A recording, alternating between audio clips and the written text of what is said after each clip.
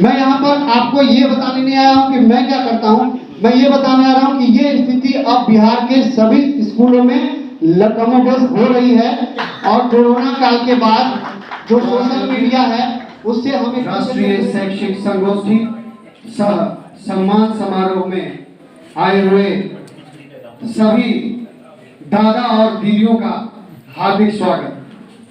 मुख्य अतिथि professor T N. Singh, IIT director, doctor Ramesh Kumar Singh, Kashi Vidyapith Banaras, doctor Rekha Agrawal ma'am, Abha Rani ma'am, professor Kaushal sir और आयोजन समिति के हमारे बड़े भाई हरिदास शर्मा सर, नरेश दादा, मनोज दादा और कमलेश सर, आप सभी का मैं धन्यवाद करूंगा।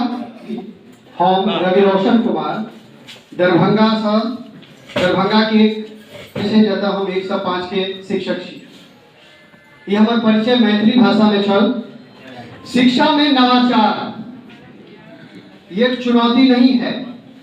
शिक्षा में नवाचार पर कौशल सर ने बहुत सारी बातें कही हैं और इस विषय पर जो कुछ भी बोलने के लिए यहाँ खड़ा हो पाया हूँ उसमें रेखा मैम की बड़ी भूमिका है, क्योंकि 2020 के फरवरी में हम लोगों ने हिस्सा लिया था और यहाँ कई सदस्य यहाँ उपस्थित हैं जो वहाँ हमारे साथी थे।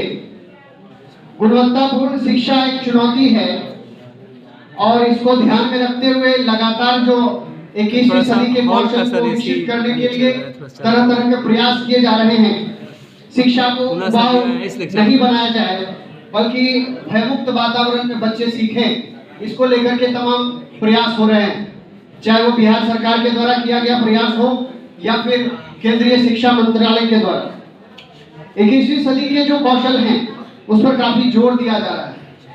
ये 21वीं सदी के कौशल कहने के लिए है, लेकिन इनमें जो बातें हैं वो कहीं न कहीं हमारे वेद पुराणों में भी वर्णित है।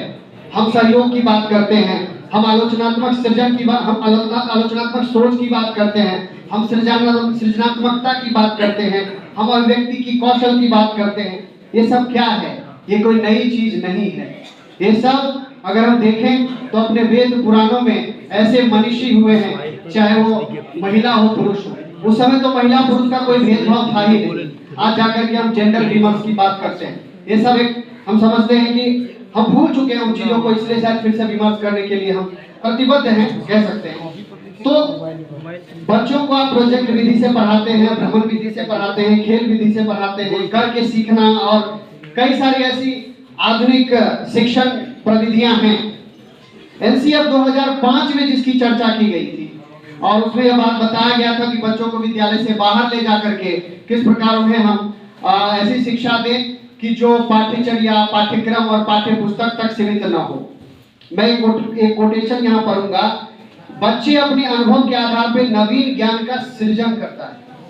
इसका निहितार्थ है कि पाठ्यचर्या, पाठ्यक्रम और पाठ्य पुस्तक शिक्षक को इस बात के लिए सक्षम बनाए कि वे बच्चों की प्रकृति और वातावरण के अनुरूप विद्यालय में गतिविधि और अनुभव आधारित कार्यक्रम आयोजन करें ताकि सभी बच्चे को विकास का अवसर मिल सके। मैं अपने कुछ प्रयासों के बारे में 1 मिनट में चर्चा करूंगा और उसके बाद क्या उपलब्धियां उस पर मैं आऊंगा।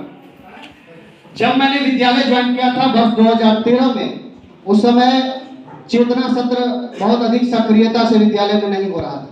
मैंने चेतना सत्र को सक्रिय किया, बच्चों को विद्यालय के पोशाक में आने के लिए प्रेरित किया। अभी PPT प्रेजेंटेशन होता तो मैं दिखाता कि साफ अंतर आपको दिखता 2015 और 2022 में या 2020 में। तकनीकी का समावेशन शिक्षा में, TLM का प्रयोग, और वो TLM कोई बाजार का TLM नहीं बल्कि स्वयं का डेवलप किया गया, स्वयं के द्वारा बनाया गया TLM, कबाड़ से जुगाड़ वाली बात। मैगजीन का प्रकाशन कोरोना के समय में शुरू किया है, जिसमें बच्चे, शिक्षक और अभिभावक तीनों की भूमिका महत्वपूर्ण है। ऑनलाइन क्विज टूल्स के माध्यम से बच्चों का मूल्यांकन किया जाता है। YouTube के माध्यम से बच्चे और शिक्षक को कई सारे कंटेंट उपलब्ध करवाए जा रहे हैं मेरे द्वारा। विद्यालय के लिए ब्लॉग और मोबाइल ऐप डेवलप किया गया है। पत्र पत्रिकाओं में जो आलेख मैं लिखता हूँ उन आलेखों को बच्चों के बीच भी पढ़ने के लिए उन्हें प्रेरित करता हूँ और इससे बच्चों में विज्ञान, संचार और पर्यावरण के प्रति जागरूकता बढ़ी है। समय समय पर ऑफलाइन क्विजेस, पेंटिंग, निबंध भले ही सरकार का कोई आदेश हो ना हो, पत्र आए ना आए, इस तरह की गतिविधि करता रहता।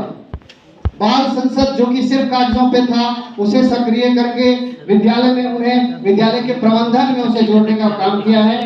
विद्यालय में विज्ञान क्लब की स्थापना की गई है और विज्ञान क्लब के स्थापना का क्या परिणाम आया मैं आगे बताऊंगा। कोरोना काल में बच्चों से ऑनलाइन और टेलीफोनिक संपर्क स्थापित किया गया। इस तरह के कुछ प्रयास हैं जो सिर्फ एक उदाहरण है, इसमें और भी कुछ जोड़े जा सकते हैं। निष्ठा कोर्स और दीक्षा ऐप पर होने वाले विभिन्न कोर्स से संबंधित कई सारे अनुसमर्थन मेरे द्वारा अपने चैनल के माध्यम से और टेलीफोनिक वार्तालाप के माध्यम से, व्हाट्सएप या टेलीग्राम चैट के माध्यम से उनको अनुसमर्थन दिया गया। बच्चों के बीच उनकी जरूरत को पहचानते हुए उनके सीखने की प्रक्रिया में लगातार मदद करता हूँ। अब इतनी सारी काम, इतने सारी चीजें होने के बाद क्या बदलाव हुए? सकारात्मक बदलाव। बच्चे अब विद्यालय पोशाक में आने लगे। मेरे विद्यालय में कक्षा 1 से लेकर के 12वीं तक के बच्चे पढ़ते हैं और आप जब आएंगे रैंडमली किसी दिन भी तो आप पाएंगे कि सारे बच्चे विद्यालय पोशाक में हैं। चेतना सत्र में सभी शिक्षक की सक्रिय भागीदारी हो रही है। एक समय था जब जनगण मन होता रहता था और लोग या तो ऑफिस में बैठे रहते थे या फिर खड़े नहीं होते थे साधन की अवस्था में। ये सब चीजें आई। सहयोगी शिक्षकों में तकनीकी दक्षता का संचार हुआ।